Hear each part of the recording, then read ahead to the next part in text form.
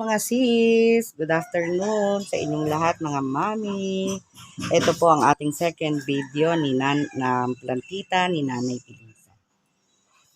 After huli kong mag-video, ito na ang aking mga bagong activities.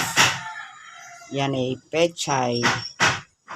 Binili ko yan sa Wilcon. Nung ako'y nagpunta ng Wilcon, kasi ang mga gamit sa Wilcon ay isa sa hinahangaan ko ding mga equipment. Matitibay siya. Kaya tinry ko pa yun. Nakita akong buto doon. Ayan, tinanim ko ang pechay. Pechay na imported yan. Tapos kamatis. After na huli kong pagbablog, eto na siya. Marami na rin naging pagbabago. Malalaki na yung kamatis. Ayan. Ito, bumili ako kanina kasi may gagawin.